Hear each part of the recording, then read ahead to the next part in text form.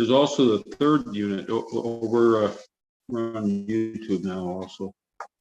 Oh, we got 3 people.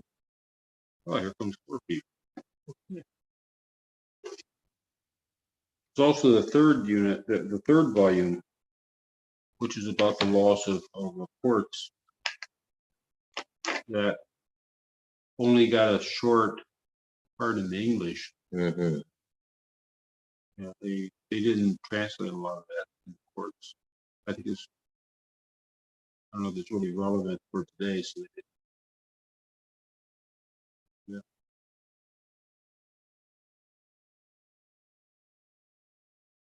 They were broadcasting on YouTube also. All right.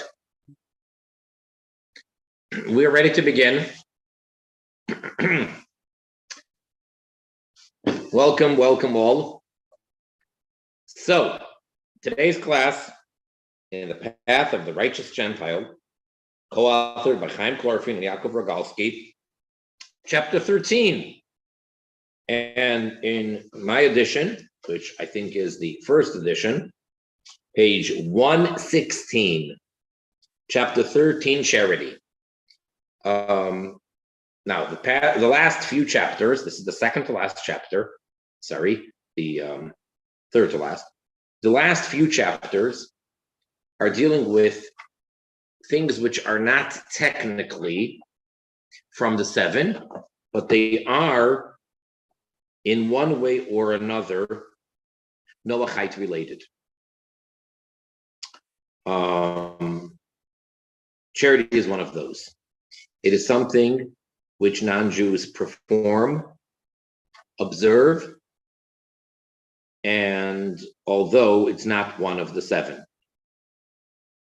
So therefore, what we're going to quote over here is going to be, for the most part, from the Kitzur Shulchan Aruch, from the abridged Code of Jewish Law, and it's speaking to the Jew, but it can be applied to the Noachite, as we oftentimes say. That many things in this book they took from the sources of how it is written directly to the Jew, whether it's usually from the Rambam, Maimonides, or other sources, and apply it to the non-Jew.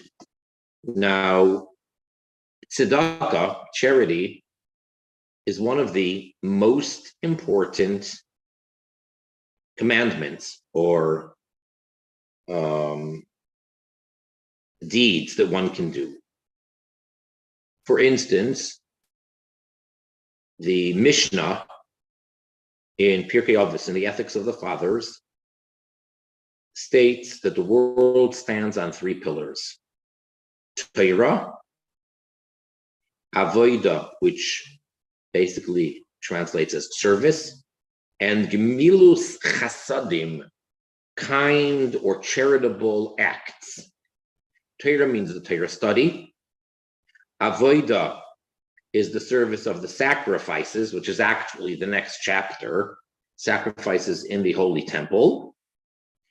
And when we don't have the temple, which has been the case since the destruction of the second temple nearly 2,000 years ago, prayer is in place of these sacrifices.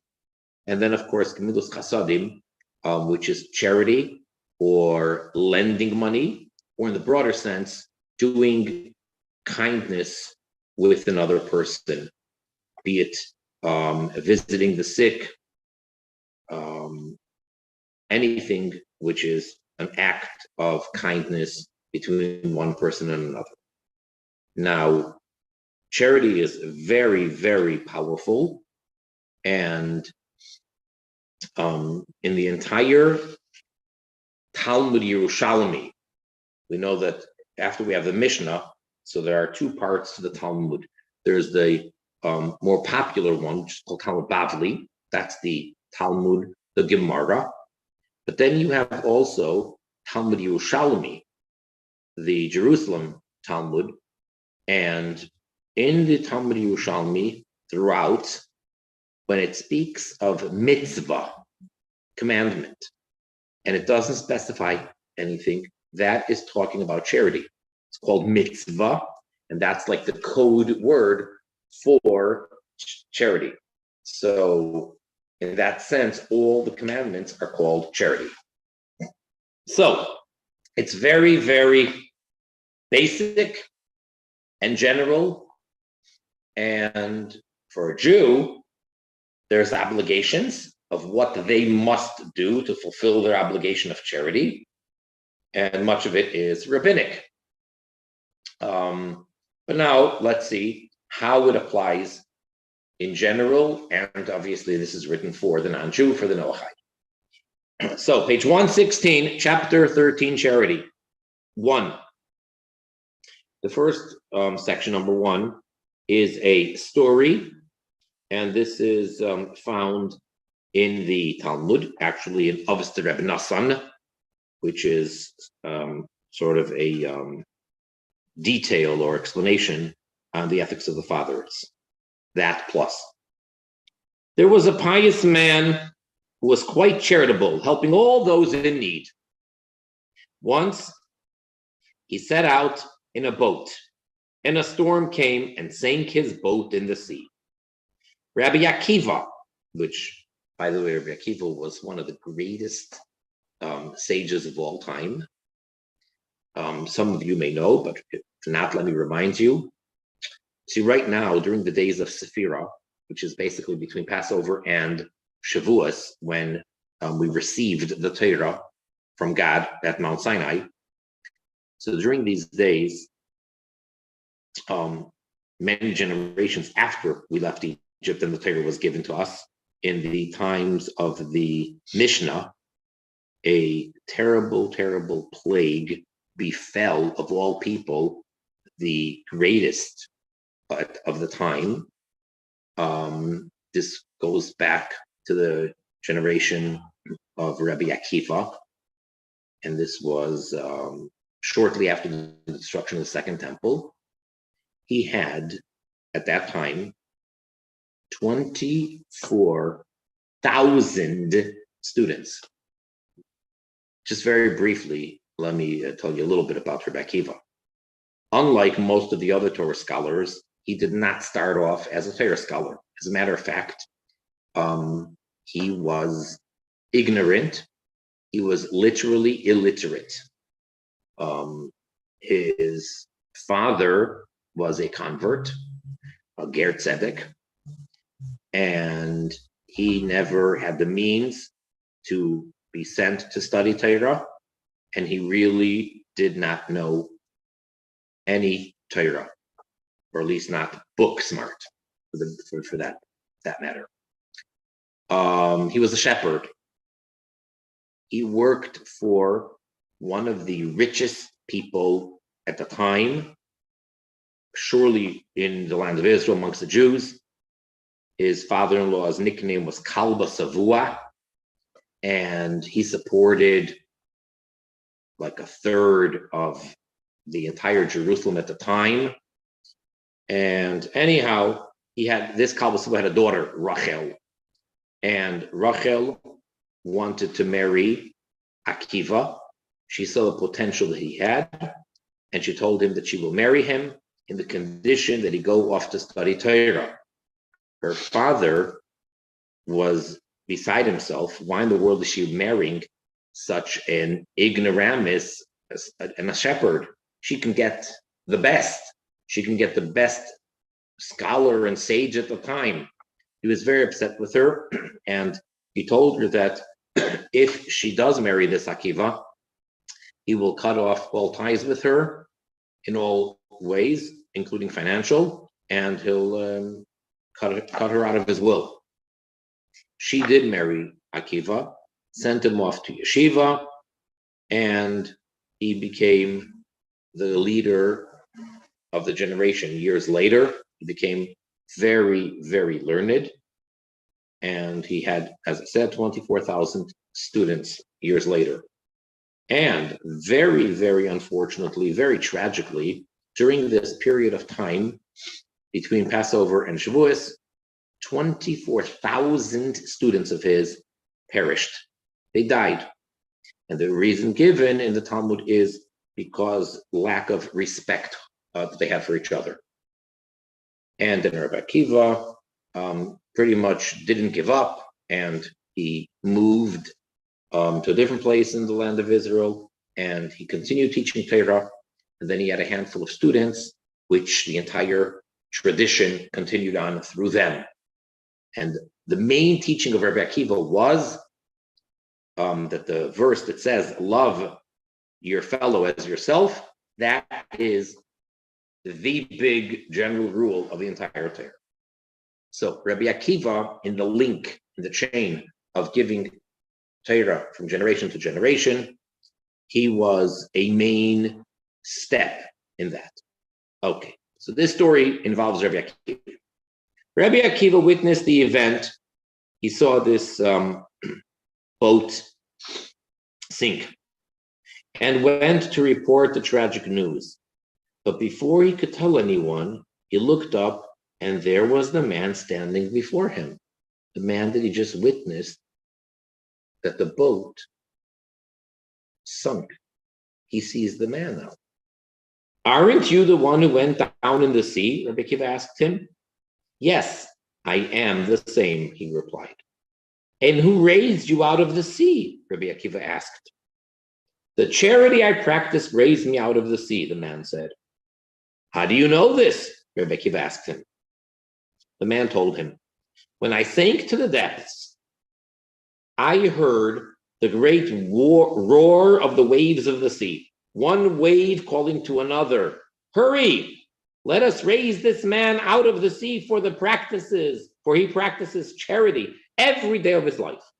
Rabbi Akiva smiled and declared, blessed be God, the God of Israel, who has chosen the words of the Torah and the words of the sages and established them forever and to all eternity. For it is written, cast your bread upon the waters, and you shall find it after many days.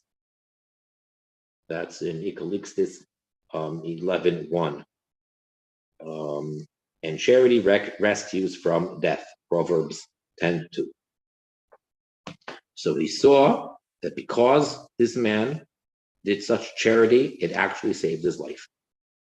So charity saves a person from death. So that is a encouraging story about charity. 2, it is a positive commandment to give charity, as it says, the life of your brother is with you. Leviticus 25:36. Okay, that's how they're translating it, but actually it says v'chei, and your brother shall live with you. Basically means that you have to see to it to make sure that your brother lives. So if he doesn't have his needs, you have to give it to him. Anyone who sees a poor person requesting funds and purposely ignores this person and does not give him charity has transgressed. As it says, you should not harden your heart, nor should you close your hand from your poor brother. Deuteronomy 15:7. There are many commandments that are both in the list of the 365 prohibitions, the negative ones, and are in the list of the 248 positive ones, do's and don'ts. And when a person fulfills the commandment, he's automatically doing both. And when the person transgresses, he's automatically transgressing 2 commandments. Charity is one of them. The verse states, you got to give charity. The verse states, you're forbidden from refraining from giving. Number 3, it is a general principle that a person does not become poor by giving charity, nor does an evil or destructive thing occur through one's giving charity.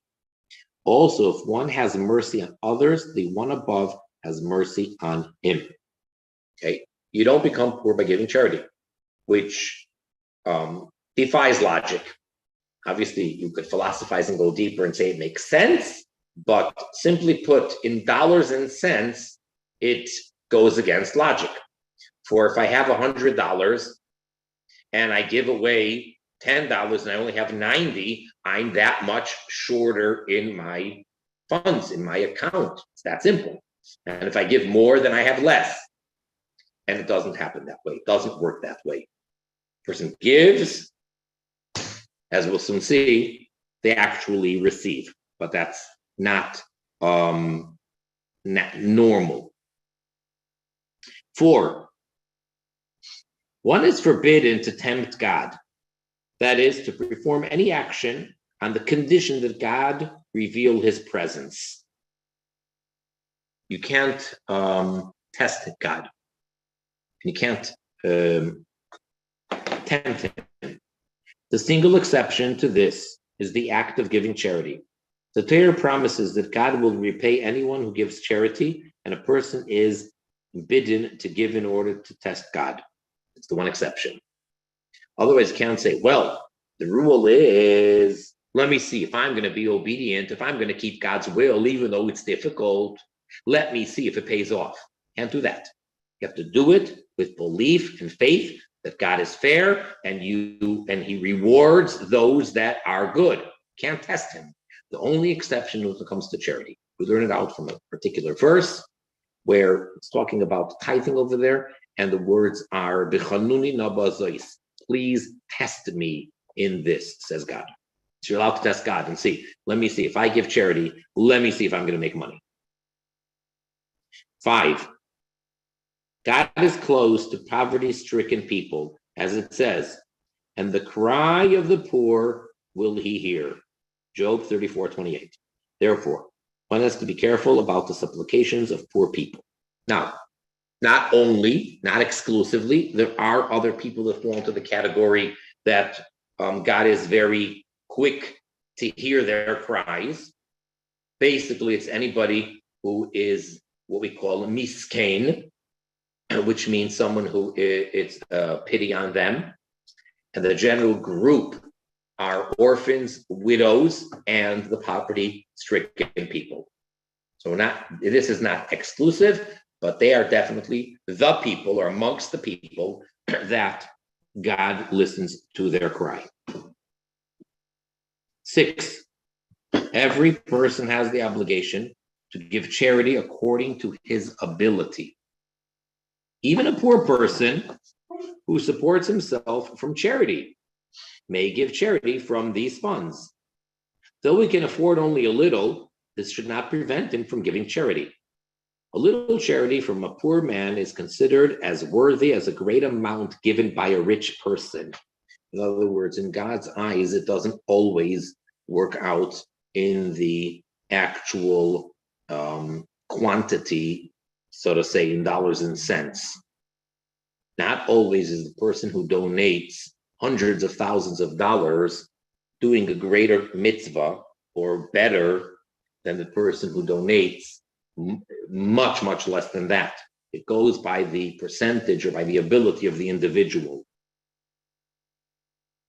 As the sages say, when one offers a sacrifice, it does not matter if the offering is an ox, which is very expensive, or a bird, or flour, whether it is a large offering or a small offering. The main criterion is that the giver directs his heart to his Father in heaven. We actually learned that out from a particular verse, that whatever a person gives, as long as they put their heart into it, and oftentimes the poor man's gift of a flour offering, they can't even afford a bird, they're just giving a little bit of flour, that can be as meaningful, if not more, than the great expensive ox that the rich man is giving as a sacrifice.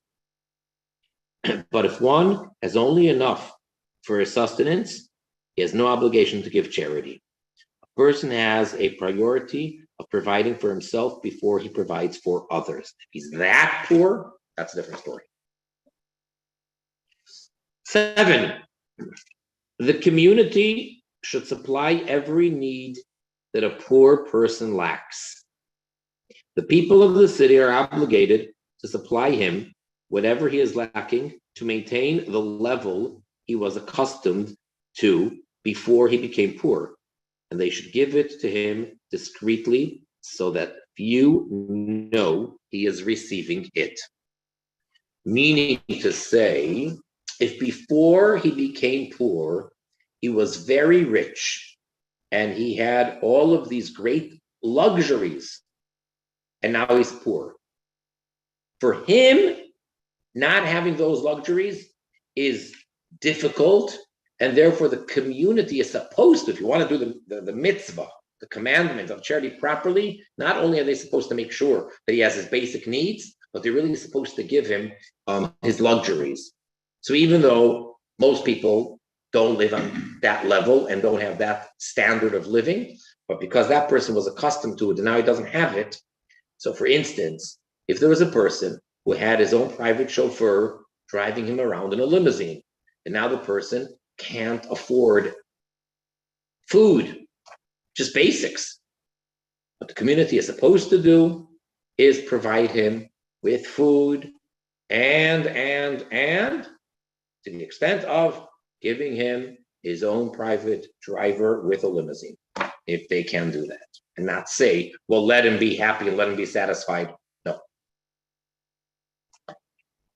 Number 8, page 118. If a poor person is collecting from door to door publicly, one should give him a small donation according to the poor man's situation. Number 9, community should provide each poor person with at least the equivalent of 2 meals a day and a place to sleep. So again, we're talking about the community dealing with the poor people, and in a proper community that runs these things. So that's how it works, that you have the collectors, that they're collecting from everyone, and they distribute it to the poor people and to the needy people. So you're supposed to make sure that everybody gets 2 meals a day and that he has where to sleep. 10, a person should give charity in the following manner. So there's a list of preference, what the best way to give charity is, second to best, third to best, and so on. The first year of his going into business, he should donate at least 10% of his capital. You're starting off a business, so we're starting from scratch. Okay, so now you're investing or whatever, you borrowed money, whatever the case is, you inherited money, whatever the case is. Now you're starting your business. Okay, the first year of your business, of the profits, so you have to give at least 10% of the capital. After that, he should give 10% of the profits earned from his capital after first deducting his expenses. This, the average way, is the average way to give charity. So it's basically financially tithing, giving 10%. Most respectable is to give is 20% of the principal the first year, and in succeeding years, 20% after annual profits. Instead of 10%, to give 20%, double the amount. One who is not self-employed, but earns his money on a salary basis, should give the 10 to 20% based on his net income after taxes. Very simple. If you're not running your own business, it's actually easier. Whatever paycheck you get, after taxes, you give at least 10%, and better yet, the best way to do it is to give 20%. 11, one who wants to conduct himself in an honorable way should conquer his evil inclination and widen his hand. Now, it's human nature is not to give so much, to go against your nature.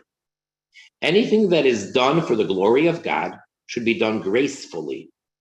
If he feeds a starving person, he should feed him with the finest foods that he can offer. When he clothes someone who is threadbare, he should clothe him in the finest apparel he can offer. So the best way to do it is give him from the finest. Don't just say, well, he doesn't have to eat that food. It's enough if he just has a regular, normal meal. No, if you want to do the mitzvah of charity in the best way, give him the best food. Especially if that's what you do to yourself. If you go to the fanciest restaurant and spend so much money on a meal, well, it would be proper if you do the same for the needy person. And same thing with clothing. You go buy yourself the fanciest, most expensive clothing, which is not necessary. So then why are you giving him just regular clothes to wear? Best way is give him from the best. 12. Gifts given to one's parents who need to be supported through charity are considered charity. Furthermore, they take precedence over others. We may have mentioned this last week in the honoring parents, but yes, supporting parents not only is also charity, but that takes precedence over others, over strangers, or over just fellow human being. Supporting needy parents comes first, and that is charity. 13. Charity to relatives takes precedence over charity to strangers. The poor living in one's own house take precedence over the poor living in one city. The poor of one city take precedence over the poor of another city, as it says in the verse, to your brother, to your poor, and to your needy. Deuteronomy 15:11. However, one whose responsibility is the distribution of communal funds for charity, not just his own contributions alone, should be careful that he does not give more to his needy relatives than to other people. Okay. So if you're not a collector, if that's not your job, you're just giving your own money, so then the order is first immediate relatives, and then people of your city before you give the outsiders. So again, if your relatives live in a different city, they take precedence over your people of your city. But once you've given your immediate relatives, like siblings, parents, children, then it's the local people before you go out of the city. However, what he's saying at the end is, if you're a collector, you have to be very careful because it's not your funds, so you're not allowed to give more to your relatives because it's not your money. So you have to be careful about that. 14. If anyone gives charity to a poor person and gives it with a sour countenance and a feeling of condensation, even if he gives gold pieces, he has lost all the merit of his actions. It's as if you didn't give charity, you get no reward, even though you gave him such an amazing sum. But you did it with a sour face, no good. This person has transgressed the verse, and your heart shall not grieve when you give to him. Deuteronomy 5:10. One must give with a sense of joy and a cheerful countenance, and you should console the poor person on his tribulations, cheering him with words of comfort. So the attitude and the way is super important. Very, very important. 15. It is forbidden to reject the requests of a poor person and turn him away empty-handed, even if all one can afford at the time is a morsel of food.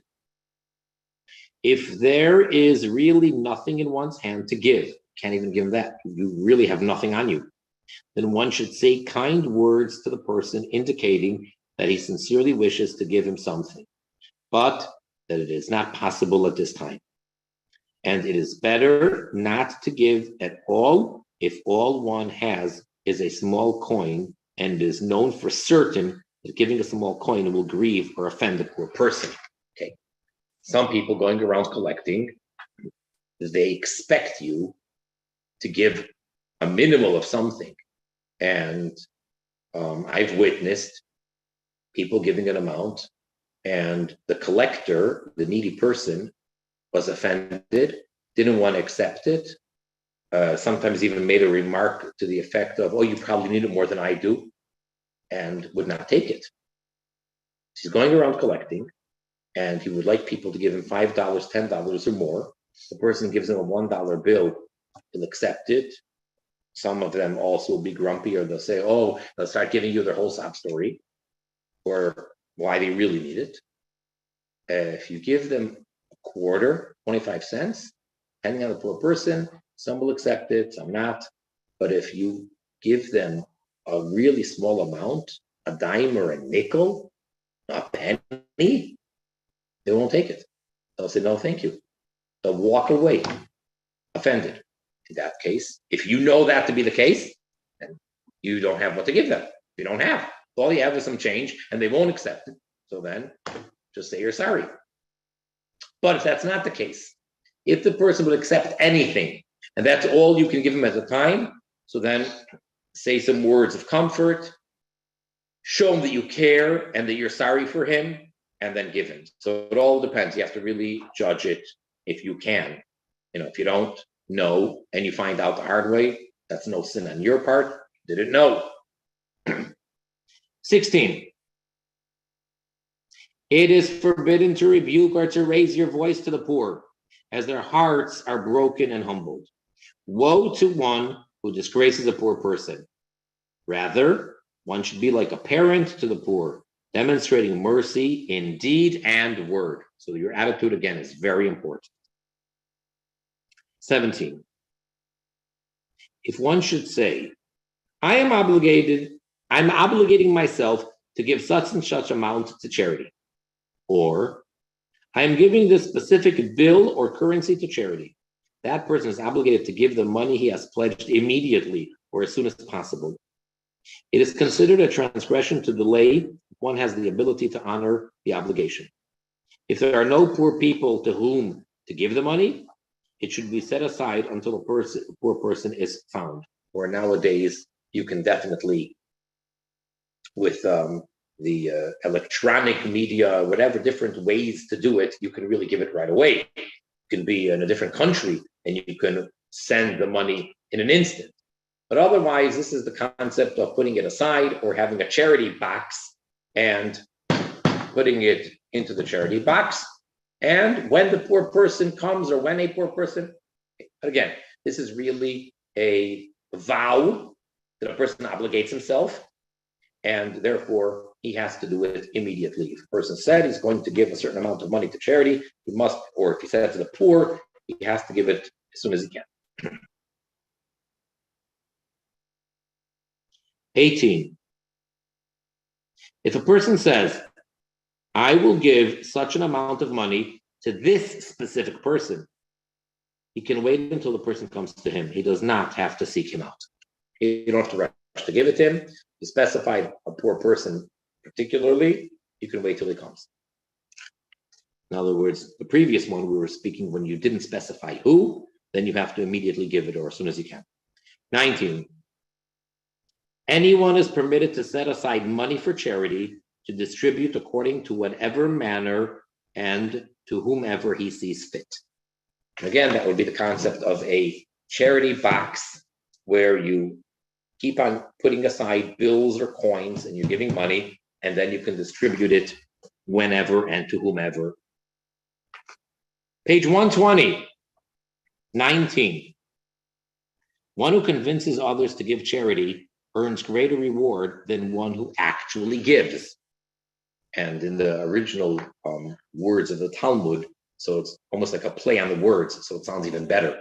I'll say it. Gadoil ha'mi'aseh yoser min ha'iseh, which means the one who gets others to give is greater than giving himself. So if you got somebody to donate $100 to charity, that's better than you giving $100. May not be easier, maybe yeah, maybe not, but it's considered a bigger mitzvah. Number 20, if one distributes money to the poor and the poor in turn insult him, he should not be concerned, as his merit is now far greater because of the humiliation he has borne. Very important. Like I said, you gave money and they say that's it, that's all you're giving, that's all you can, and then they start really insulting the person. And they say, is that all you can afford? Well, they can go on and say, do you know what it's like? And if only you were my situation. And they just keep on going. Take it all in. Do not respond. Do not show them that you're getting upset or hurt. because, again, we don't want this to happen for a number of reasons. Number one, we don't want anybody to get upset, so why should the poor person get upset? And number two, we don't want you to have to take insult, and we want it to be done in a way that everybody benefits and everybody's happy. But if this is the situation, you have to realize that you're getting even more reward if you remain silent. 21.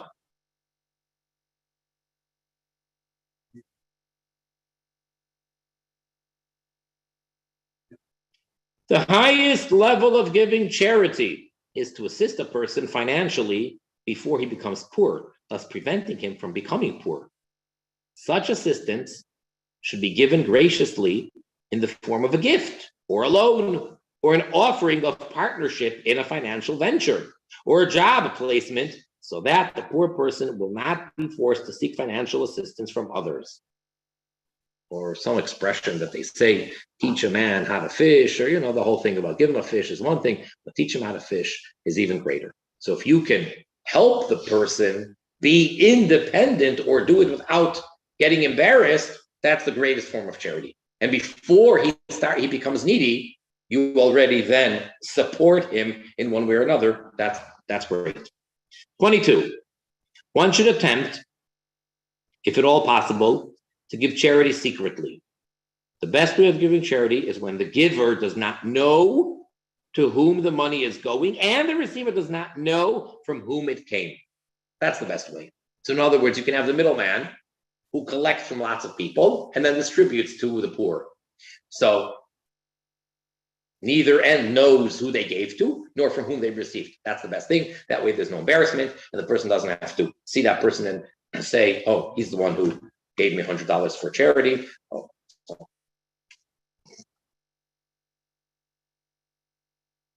23.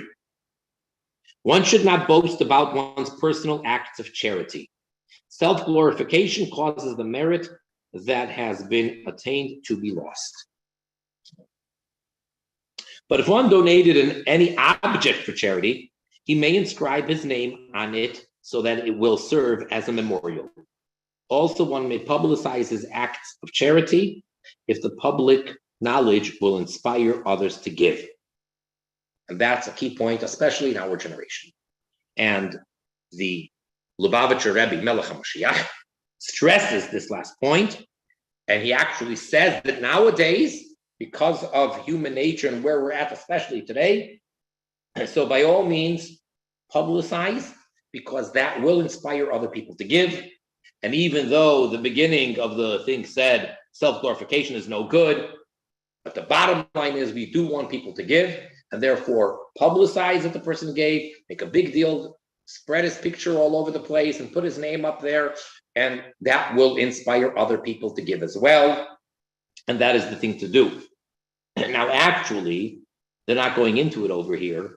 When they're speaking about giving an object or something or whatever, and inscribing it as a memorial, it actually becomes a practical issue for a non-Jew, a Noachide, to donate something to a Jewish synagogue or anything like that, or institution where you would put their name that they are the donors. Not only that, but actually there's a problem of a Jewish poor, Jewish needy person accepting money for charity from a non-Jew.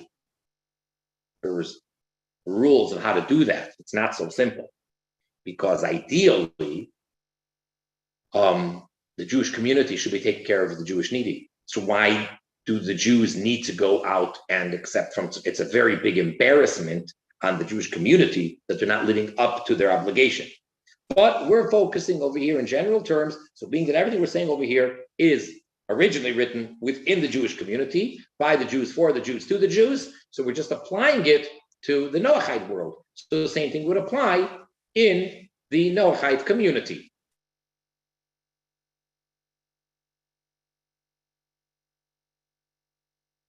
'24.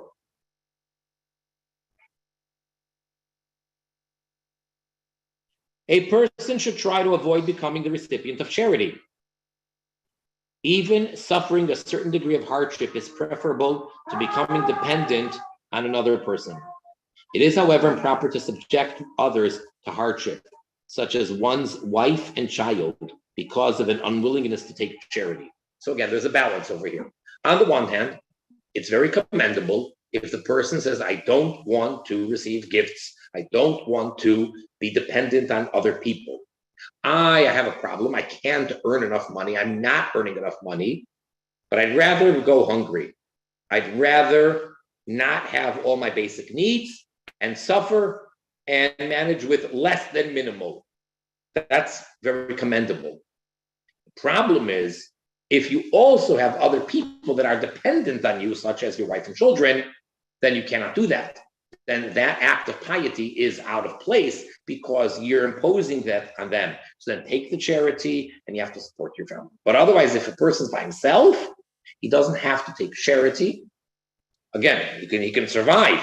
It's just very uncomfortable. He's hungry. We're not talking about doing anything which is going to actually harm or endanger his life, but to make himself uncomfortable and not receive charity, that's fine. So a person should not look for the opportunity and be happy that he needs to take from others.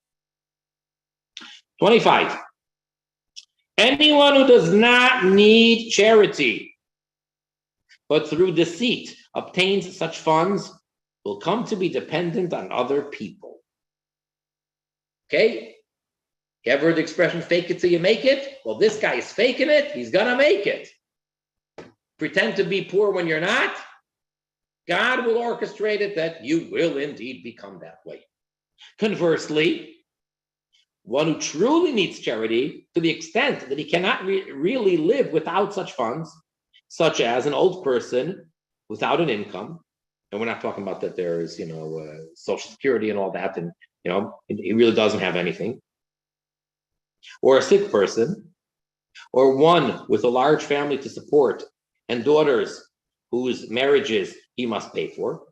If he refuses to accept charity out of pride, he is considered like one who spills blood and will be held responsible for his actions. So even if it's just himself, but if he cannot survive without taking charity, that's not an act of piety. That's like almost suicidal. That's not acceptable. So again, there's this balance. All he will have to show for suffering are sins, not great merit of being a great pious person. However, one who needs charity, but chooses to suffer deprivation, not because of pride, but because he does not want to become a public burden. And again, it's not that others are suffering because of him. There's no one else, no family member suffering, just himself. And he's not doing it out of pride, out of boasting, but he's doing it in order not to be a public burden. Will not die before he has risen to support other people, other poor people. So again, fake it till you make it. So he's faking, so to say, that he does not need it. Then indeed he will not need it. And not only that, but he will end up being able to provide other poor people. 26. It says in the Midrash Rabbah, a door which opens not for the poor will open for the physician. In other words, this individual or that home will be stricken with sickness if they don't support and allow the needy when they come knocking at the door. Now, there is much, much, much more to say about charity. I mentioned a couple of things. We did not discuss over here charity between Jews and non-Jews. First of all, can and should and when and how a Jew give charity to non-Jewish poor people and vice versa. So let me just mention a few points, but again, there's a lot more than what I'm going to mention. I'm just going to try to be kind of general. Number one, and again, we're speaking over here for Bnei Noach, so that's the primary focus. However, let me go back to a moment for the Jews. A Jew is supposed to give charity to the Jewish poor or to Jewish causes. However, for peace etc. It's called Darkei Shalom, for ways of peace. A Jew may give and should, at times, depending on the situation, should give the non-Jewish poor as well with the Jewish people. However, for the Jew, that may not count as his minimum 10%. So the 10% that he has to give should go to the Jewish poor, but then he can give more money to others as well. Likewise, in the reverse, as I mentioned, a Jewish poor person should not need to receive donations from a non-Jew. If, however, he does, it should not be done publicly, as to not embarrass the Jewish community that this poor, needy person has to take from the non-Jew. If that can be done discreetly, then that's how it's to be done. Then there's the concept of giving charity to institutions, to support schools, synagogues, hospitals, social services, etc., etc., etc. That's charity. But the main, in its original concept, charity is to a poor person or a poor family, to people that are needy, that they need clothing, shelter, food. Now,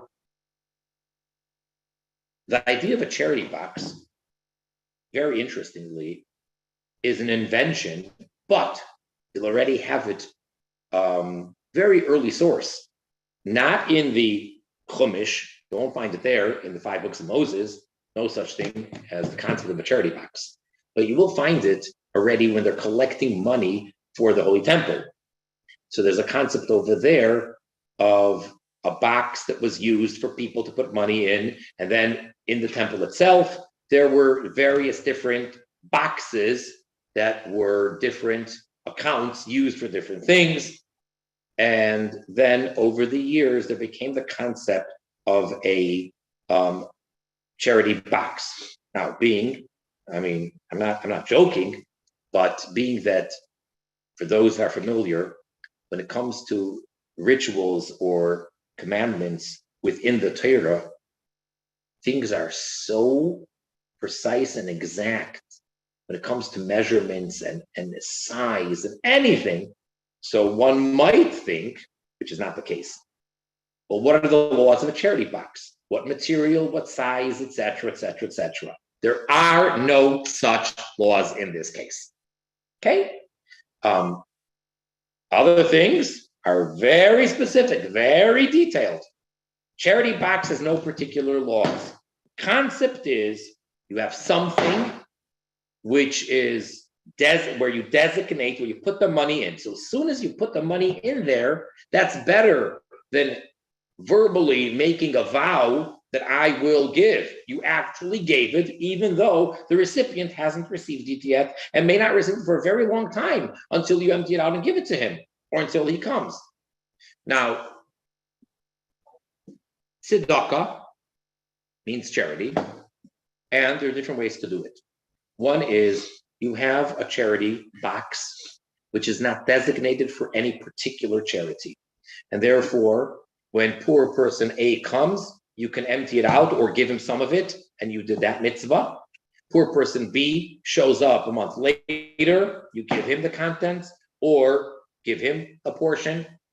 You can give it to an institution, whatever you want. However, if a charity box is designated for a particular purpose, for a school, for a synagogue, for a hospital, for a particular something, or a particular family, or for poor people, then you need to use those funds for that particular purpose.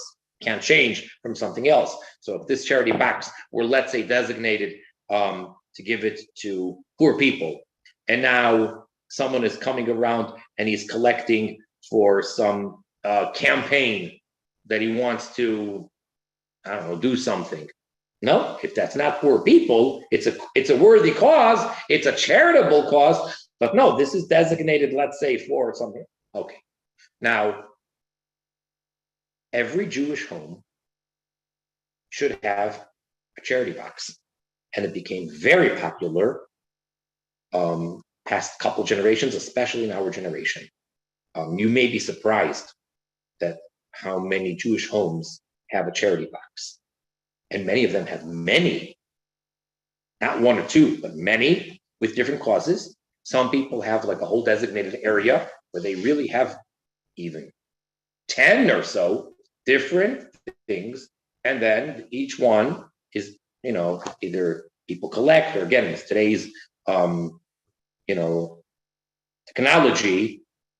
You can just count the money that's in the thing and you send it to them electronically or whatever, or, the people used to write out a check. So once it gets full, you count the money, you write out a check, and then you get to keep all the money that you've been putting in or people have been putting in. So if let's say you count it and there's $100, you don't have to send them $100 in coins and pennies. You make a check, $100, and all that money now is yours to do as you see fit.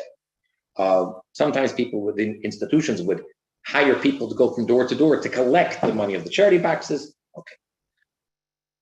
There are times that are ideal to give charity, the best time to give charity. In general, when you are in a time of divine need for extra special compassion and mercy, give charity. Like we said, this is a thing that you can test God. Or if someone is ill and you're asking God for healing for that person. So besides praying, of course, an act is to give charity for the merit of that person. And it's just became very common and very famous that the Rebbe, Melech HaMoshiach, would distribute literally countless amounts of money, not just to charity, not just through mailing it to them or what have you, but the concept of appointing a person as his agent to give charity. So to children, to educate them to give. So he would oftentimes reach into his pocket and pull out coins and give them one by one to the children that were there in the synagogue, that the child should put it into the charity box. Give each child, give them a quarter, a nickel, a dime, just keep giving out coins to the children that were there to give charity. Then came a point in the mid-1980s where all of a sudden he started a new custom of his, and that is that every Sunday he would stand in the headquarters, right outside his office, right outside the synagogue, in the building, as soon as you walk in, 770 Eastern Parkway, and give out crisp, uncirculated, brand new $1 bills to each person that came by. You didn't have to have an appointment. It didn't matter who you were. You didn't have to be Jewish. People came, handed you $1 and a blessing. And if the person had a request, a question, they would be able to have a very short discussion. Usually, because the line has thousands of people, you couldn't just come there and stand there like there's no tomorrow. But you have to formulate your request, your question, and you could have a moment or more with him. And there's videotapes of this. People come by in many different languages, speaking to him, getting advice, getting blessings. There are literally countless miracles that took place from these encounters. But the point is, officially, what's he doing? What are you coming for? He is giving you $1 to give to charity. Now, what almost everybody does is they exchange it and they give a different dollar or much more in exchange, and then you keep the dollar that he gave you.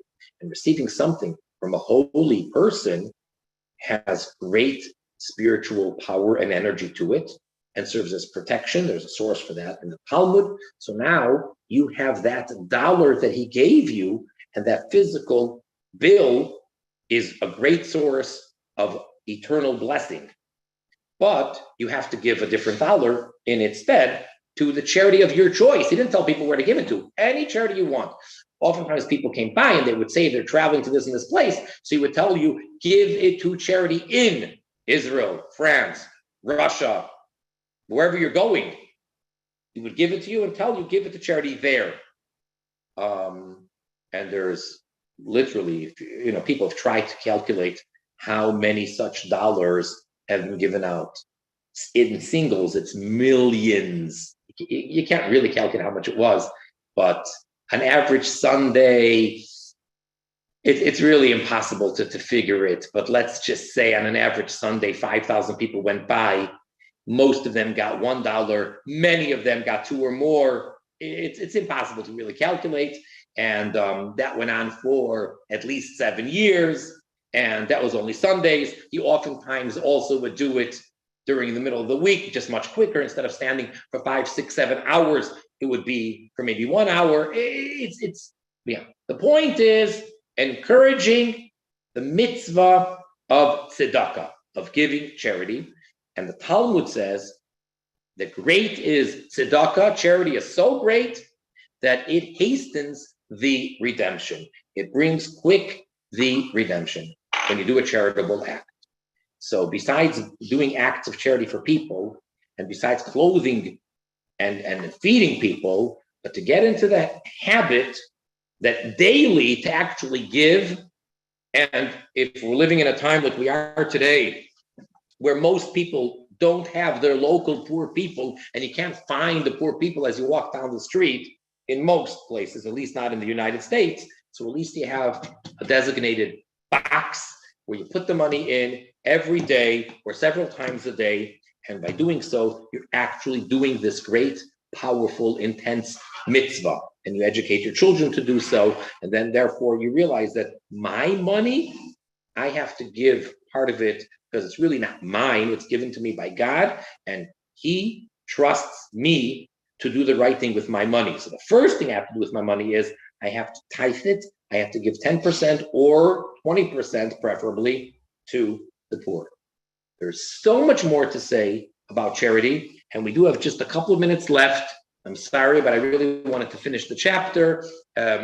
We can start now with questions or comments, and perhaps next class will, if we do have more things to discuss before we go on to the next chapter, we can try to take more questions and comments about this. But there's a lot more to say about charity. Anybody has anything to say or ask? Oh yes. Hello, Rabbi. Yeah. My dad told me that I should always give some of my money to the charity to the tzedakah anytime I earn any money. That's correct. Is it so?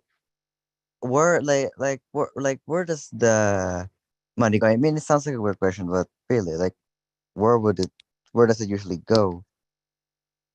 Either to poor people or to needy or good social institutions.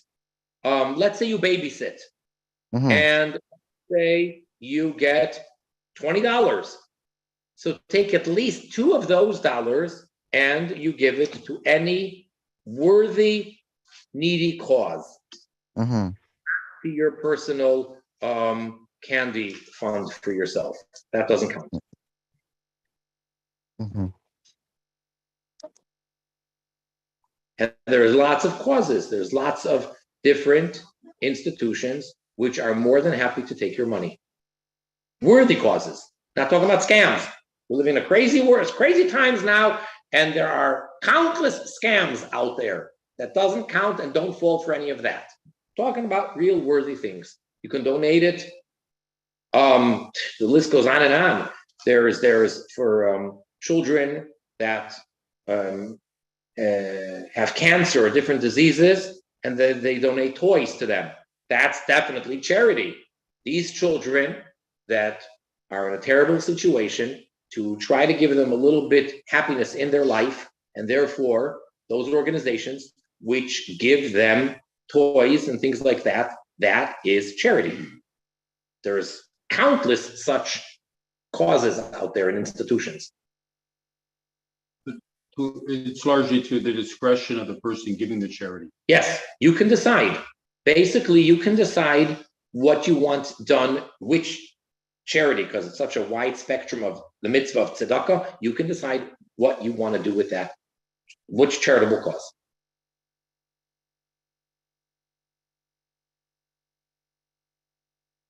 Anyone else?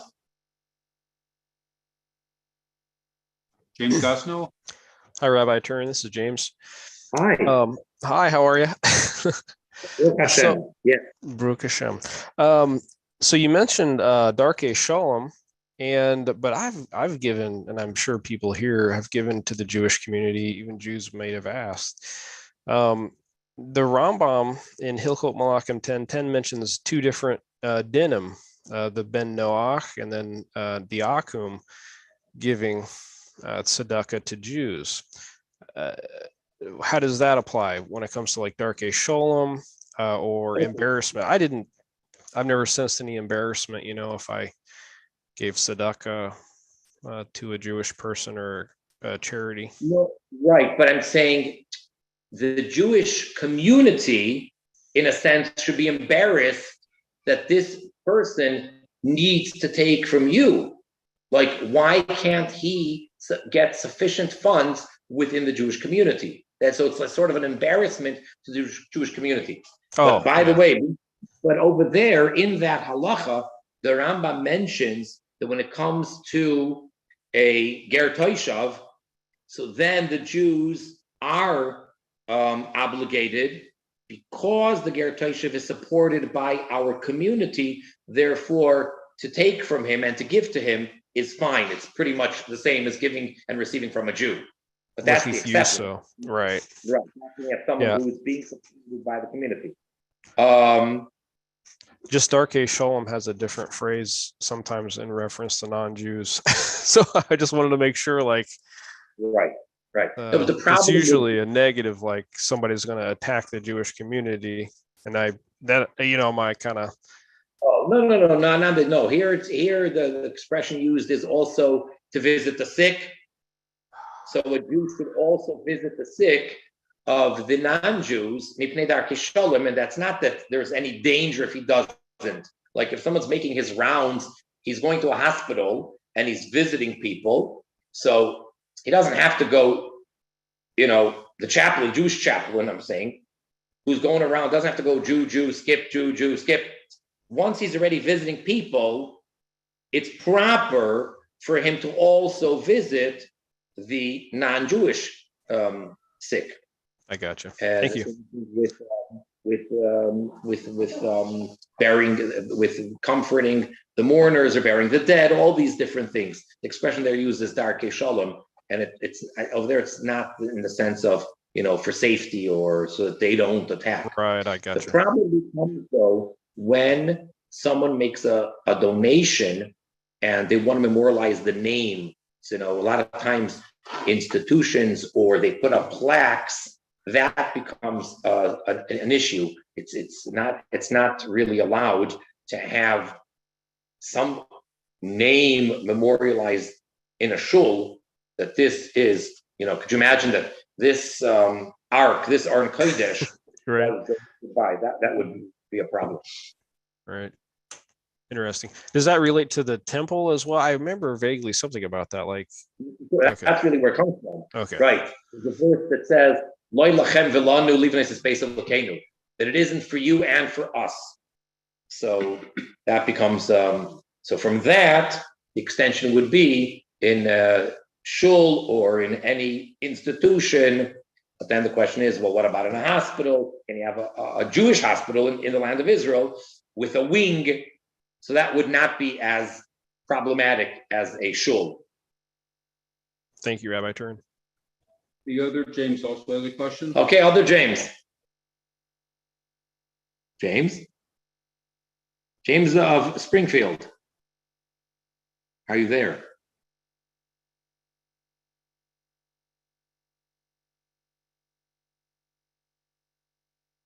Is your hand raised? Fine. Here's he's connecting to the audio. I don't think he had himself unmuted, but I don't think his audio was working.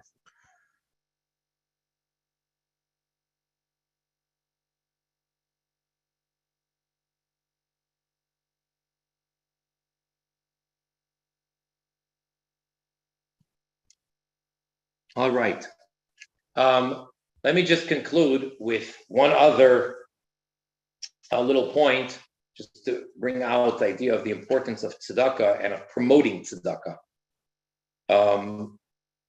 When Rabbi Shmuel Butman was going to the Senate to deliver or to make the invocation, and before he went, the Rebbe Melech HaMashiach told him to bring with him a tzedakah charity box and to make sure to publicly put something into the charity box. In other words, to connect the prayer or the invocation with tzedakah. And in general, in every opportunity, we're supposed to do that and promote that. There's singers, Jewish singers, religious Jewish, so to say, celebrities. Also, that Rebbe HaMashiach instructed them that at every concert, or that they should publicly give tzedakah. And actually, even besides having it in every home, so the Rebbe HaMashiach, at least for Jews, and there's no reason to say that Bnei Noach should not do it, to have for safety purposes, amongst other things, have a tzedakah can or tzedakah box in your vehicle, in your car. That way, you turn your car into a, so to say, permanent mitzvah mobile, that wherever you're going, you're on a mission of giving charity, because there's an old Jewish custom that when someone's traveling or you're parting or bidding someone farewell, to give them something of tzedakah to give in their location, which is what we were discussing about the Sunday distribution of dollars, that people would come and he would always give $1 for them to give in their location or what have you. Can anyone hear me now? Yes, you're on, James.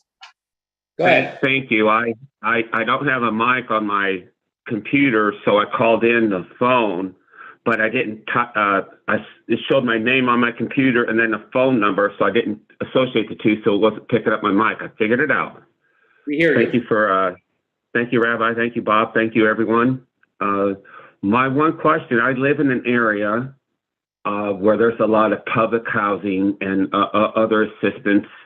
And so there's also a lot of transit. So the places I go to, I frequent for gasoline or groceries or whatever, I get a lot of people asking for change all the time. And it's usually at night, it's usually close to a gas station or close to a liquor store,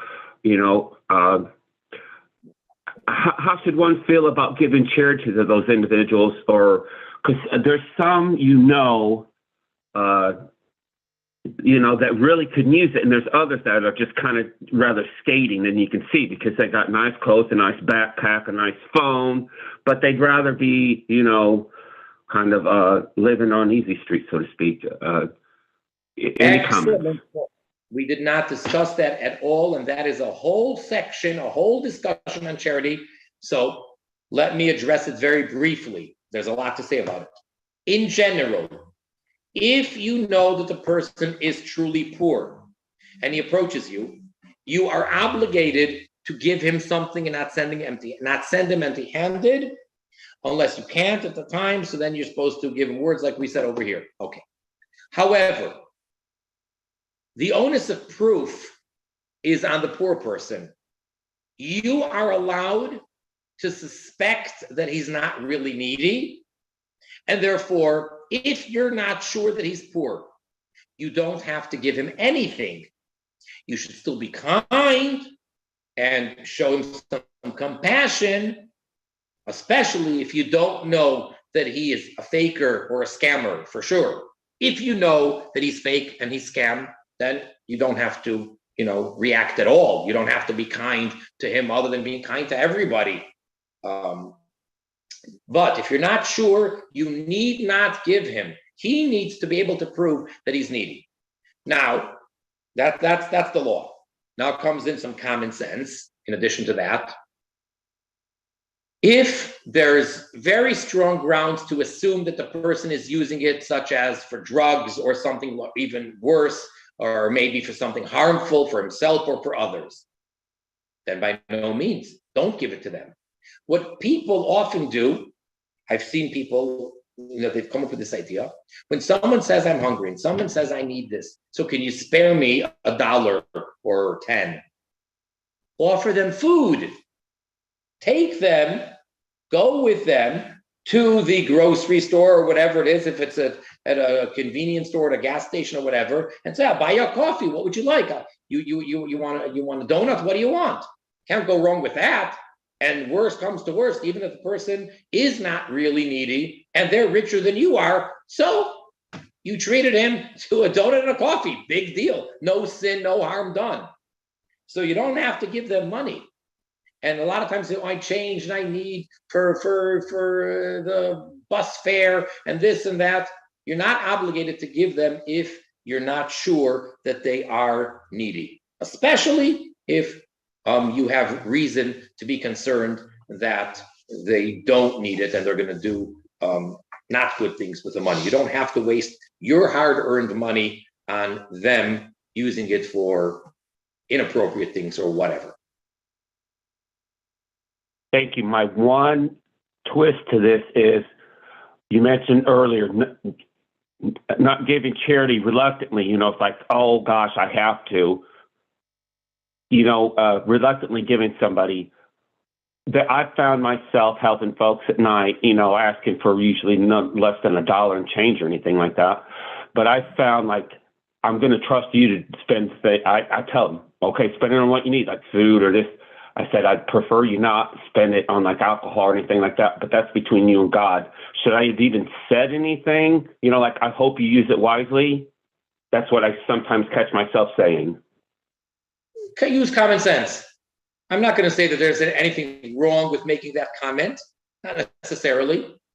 But again, if you feel the need to say that, so you may not want to give it to them. But again, if you truly are not sure, that would be a fair thing to do. You're giving to them with those kind suggested instructions, because not to give them, maybe they do need it for food, and to just give it to them and then they're going to spend it, because you can only hope that what you're saying is going to affect them.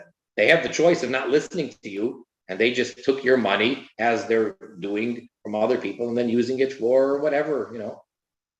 So it's really, at that point, I would say it's up to common sense. And whatever you do is fine. Thank you. All right. So until next time, and again, maybe before we start the next chapter, we'll still discuss a little bit more, because there really is a lot more to say about charity.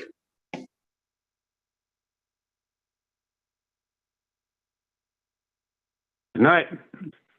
All right, thank you, everyone. Thank you, Rabbi. Sure. Good night. Good Good night, everyone.